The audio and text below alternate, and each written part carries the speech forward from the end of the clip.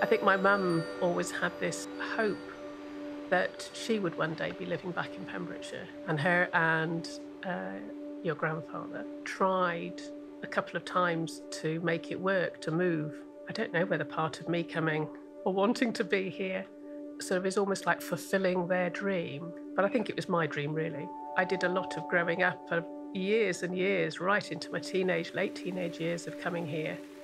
It became a part of me. I actually needed to come back towards the very end of my mum's life and after she'd passed away to actually look after my younger sister.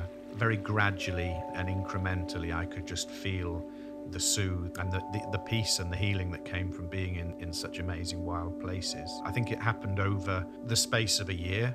You know, when you lose somebody so important in your life, they're intertwined in that is this debate about belonging and home and self, and then you are presented with something as wonderful as Pembrokeshire.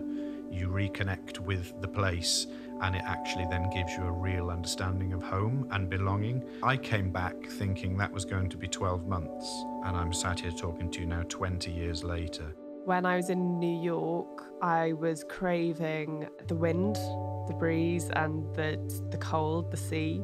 That was in my mind then, but I also knew that I wanted this sort of community I was craving. I never ever thought that I would move home, ever.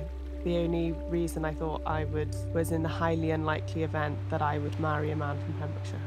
Lo and behold, that's exactly what I'm doing. Scott had a similar experience to me, had travelled a lot. Don't think he saw himself moving back to Pembrokeshire. And then once we were kind of dating and seeing each other, I think it was that shared nostalgia of Pembrokeshire, just being really grateful for everything that we have here.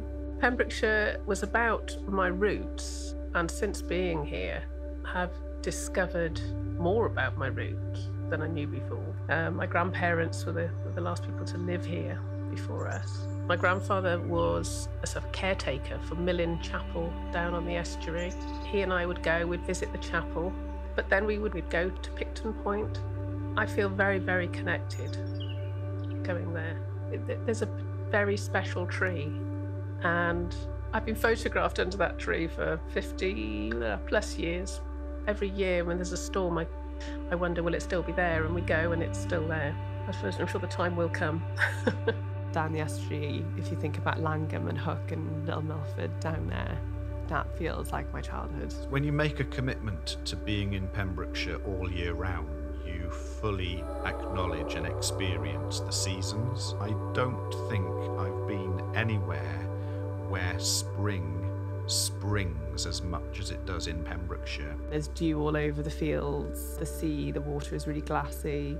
When you start to see the first daffodils and snowdrops pop up, I guess it's like a little bit of hope. Spring is coming, summer's coming, we are coming out of winter. There were a few places that really impacted me. There's an ancient and, dare I say, mystical woodland called Tea Cannel, just as you drop down the other side of the Bracelles, and there's this beautiful woodland of ancient, very gnarly, twisted little oak trees, some of the oldest oak trees that you'll find in Wales. It's also home to a lot of really very rare mosses and lichens which cling to the trees and the rocks there.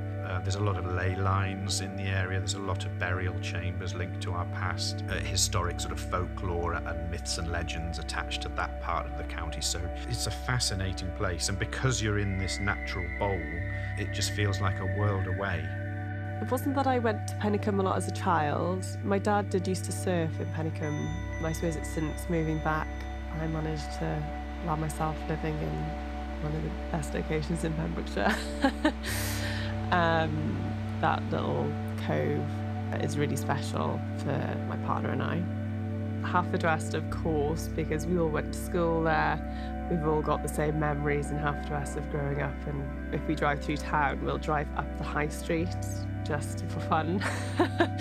Just to look at town, just to see town and be nostalgic about it. We've got hope for it yet, that it'll turn around and be a busy little marketplace again. I think there's, especially now, there's so many small businesses around and young people who've come back with their ideas from wherever they've been. Pembrokeshire is humblingly beautiful. but also beautifully humbling. Well, I think it's safe to say that Pembrokeshire is like no other. Pembrokeshire is sky, peace, but most of all, it's home.